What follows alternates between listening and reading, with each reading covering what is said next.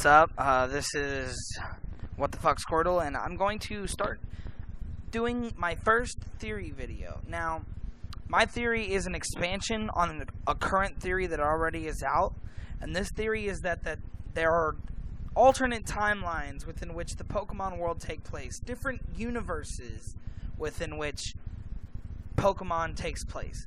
Now, this video I just watched is not the first video I've watched, but this is M&J TV's version of the timeline, and they tell you a little bit about what they think happens in the timeline. But I'm not going to play the video. I just want to give them credit because they're one of the few people on the internet that have popularized this theory. But their theory is a little bit different than mine.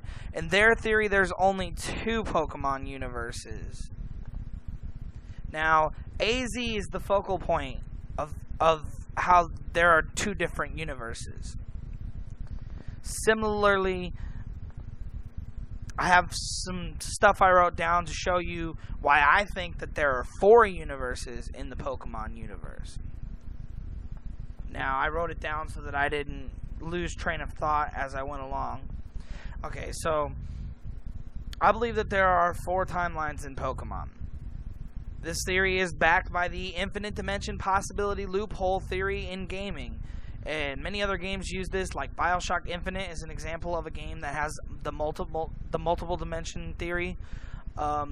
This theory is that there are an endless number of parallel universes that exist within which the events of each Pokemon universe transpired completely differently. Now, currently on the internet, there are 2 popular timelines that people go by, and people right now believe that there are 2 Pokemon timelines. Now, those 2 Pokemon timelines I refer to as the nostalgic timeline, which is the events of all the original Pokemon games, and the Infinity Energy timeline, which is a different timeline completely, which is Omega Ruby, Alpha Sapphire, X, and Y. Now, I believe that there's 4 timelines. I'm going to go starting off from the beginning. I believe that the first timeline is the nostalgic timeline, like I said, the events of the original Pokemon games, and the infinite energy timeline. That is the timeline where AZ activates his apocalyptic device 3,000 years ago, which causes the radiation to give rise to Mega Evolution in that timeline. Now, also, I think there's also the manga timeline, which is all the events that transpired out through all of the mangas. And also the anime/movie timeline, which is the story of Ash's timeline. Now, this all sounds a little bit far-fetched, but I do have a lot of evidence supporting each of these timelines, and I will go through them one by one. Now, we're going to call this the NT, which is the nostalgic timeline.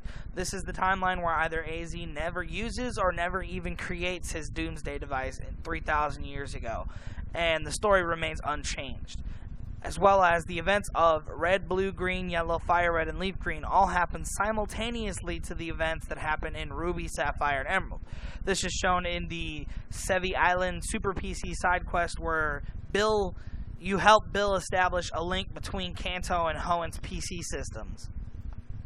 Also, we know that Silver, Gold, Crystal, Heart Gold, Soul Silver, Diamond, Pearl, and Platinum all happened 3 years after the events of the previously mentioned games. In Generation 2, you saw the region of Kanto 3 years in the future, showing that time had passed. Similarly, the events that transpired in the Lake of Rage were current big news at the very beginning of the Sinnoh region games. Like, the Red Gyarados was, like, really big news out there at that time. So that means that the events that happened in Johto happened in the same gap of time. Also proven because Jasmine does show up in the Sinnoh region for contests, and she doesn't look like she had aged, or she doesn't look like she was younger. The Black and White games happened sometime after the previously mentioned games, but we don't know exactly how long that time has passed.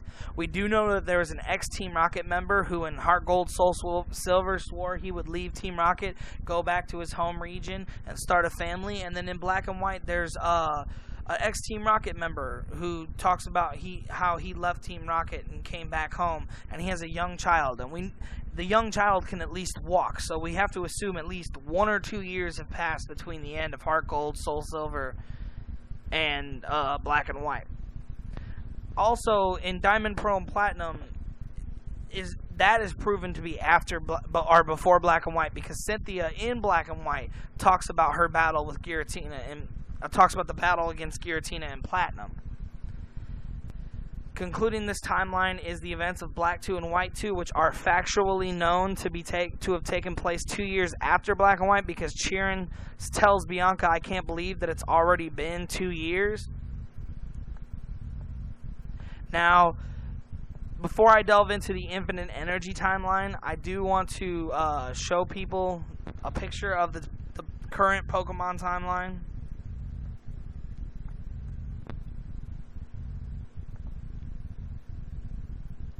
This is what people currently believe to be the current Pokemon timeline. That it goes Fire Red, Leaf Green happen at the same time as Omega Ruby and Alpha Sapphire, but they're in different dimensions, you know what I mean? And then after that, Heart Gold, so it would go Fire Red, Leaf Green, 3 years pass, Heart Gold, Soul Silver, Diamond, Pearl, and Platinum, and then an undetermined amount of time passes, and then Black and White happens. 2 year passes, and then Black 2 and White 2 passes. That's the nostalgic timeline. Now, in the alternate timeline, these do happen at the same time frame as the Fire Red and Leaf Green games, but they are in a different universe completely. So we do know for a fact that Omega Ruby and Alpha Sapphire in the infinite timeline take place before X and Y. Now, I'll get into the infinite energy timeline, which is the second timeline. This universe is the universe where AZ did use the device to try and resurrect Flabebe, or whatever it is. I think it is Flabebe, or it might be Floetta. One of the two of them. But it resulted in radiation that spread across the world, and 3,000 years after it, the Mega Stones were discovered, as well as Mega Evolution. And this also shows why there is no Mega Forms in the mainstream timeline Pokemon games, period, because that event did not happen in that timeline. That's the main difference between those two timelines. Now, we currently do not know in this dimensional timeline what happened before Omega Ruby and Alpha Sapphire and X and Y, but we can assume that these games are just our introductory to that timeline. So with no other games to go off of currently, we do know that Omega Ruby and Alpha Sapphire take place sometime before X and Y in that universe. Because in the Mega Evolution Special, Lysander is not yet known to be a villain. He is actually shown to be friends and allies with the current champion of the Hoenn region at the time of the discovery of the Mega Stones. In the Mega Specials, you see here they stand together, and he doesn't know, you know what I mean, that he's a villain yet. They're still regarded as friends, and he's actually helping the main characters. So that proves that he, you know what I mean, and also another thing that proves that Omega Ruby happened before X and Y is that the O-Power guy, like in Omega Ruby and Alpha Sapphire, he was like a bunch of different people that like fused together, and don't even ask me about that Pokeball Z crossover polymerization Patora ring bullshit. That doesn't make no sense to me how 6 people fused together. But in X and Y, he's already in his post-fusion form. Now, also, what also shows that Omega Ruby and Alpha Sapphire happened before is that Stevens and his father tell you that Mega Evolution is a new discovery, and that they're just now learning how to use infinite energy. But in X and Y, Lysander already has extensive knowledge on how to wield and use infinite energy, and the ability of Mega Evolution is well known all throughout Kalos, even having places such as the Master Tower that are devoted to Mega Evolution training. Now, for me, that's where their theory ends, is that there's 2 timelines. But in my theory, I believe that there's 4 timelines, and the third timeline would be the events of the Pokemon mangas. Now, there are multiple Pokemon mangas, but the focal point of how they are different starts in the Special of Red. The third timeline takes place somewhere inside the boundaries of the nostalgic timeline. Like, it follows the same time frame within the respects of AZ not using the device, but it also shows that it cannot be in the same universe as the nostalgic timeline due to characters such as Red being completely different in the manga adaptation as compared to the games. Like, if you go to Red on Mount Silver, he does not have the Poliwrath that, you know what I mean, that Red started with in the manga. He had a Poliwhirl in the beginning, but Red on top of Mount Silver has no Poliwrath at all. Because they're two different people from two complete different universes. And also, another difference is in the mangas, Koga is one of the highest ranking people in Team Rocket. But in the games, he's not affiliated with Team Rocket whatsoever. That's because it's different. It's a different timeline completely. Now, with me, also, I believe that there's a fourth timeline, which is the anime and its respective movies, which is basically the timeline of Ash. Now, in this fourth timeline, this timeline's really tricky, and I'm gonna do another video on just this timeline alone because this timeline has inconsistencies that are also really hard consistencies at the same time. It has to be within the same boundaries as the Infinite Energy timeline, and the fact that AZ did use this device in Ash's timeline, but the show, the anime, and the movies cannot be in the same universe as Omega Ruby, Alpha Sapphire, and X and Y, because in Ash's journey through the Hoenn region, which is why I picked this picture in particular, there were no Mega Evolutions in the Hoenn region at all as Ash traveled through it. But there are Mega Evolutions that are in the Kalos region of the anime currently.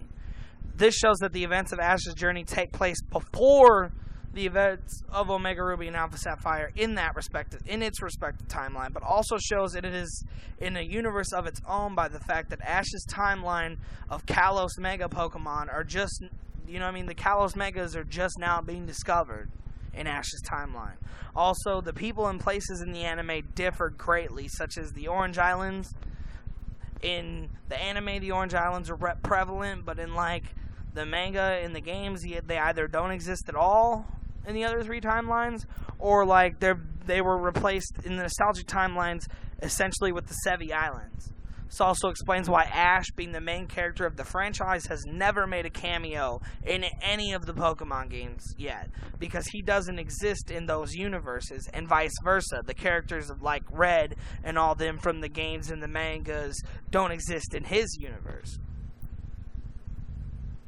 Now, to wrap this up, I mean, I put an end piece right here that, you know, you might be saying to yourself that this is all just overthinking of a child's role-playing.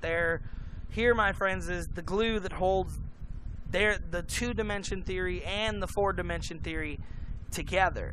In the Infinite Energy timeline, in the Delta episode of Omega Ruby Alpha Sapphire, you have Zinnia, an ancient dragon warrior. She is telling you and Professor Cosmo and Steven that you cannot use the Infinite Energy wormhole device to save their planet from the asteroid that's about to hit it, because that would mean sending that meteor to a different dimension, to a different Earth, to destroy a different planet. So if they were to use the dimensional hole, Zinnia was telling them that there is another universe with another Earth that's going to be destroyed if they do that, and that's why they cannot do that.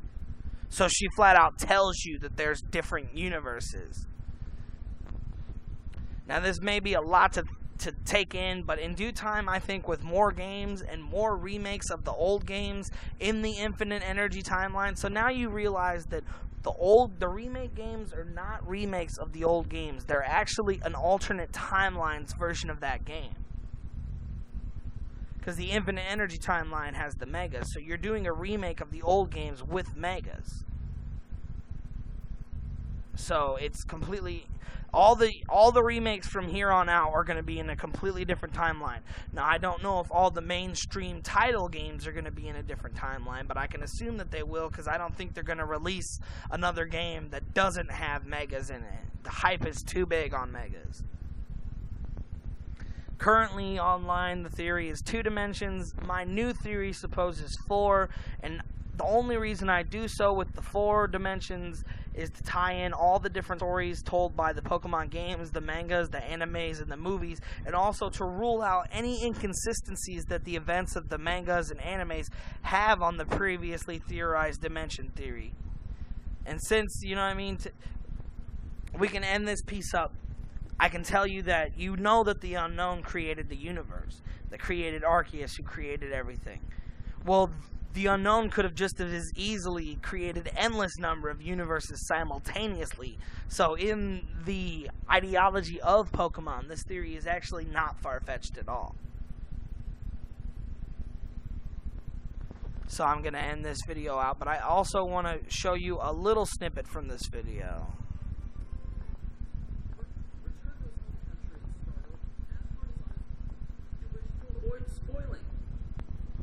Spoilage. Spoilation? Also, subscribe to M&J TV Pokemon Pokevids. They do great theories all the time. They're really cool. But this is what I wanted to show you about the Delta episode, telling you about the dimension. An asteroid is on its way to destroy the planet.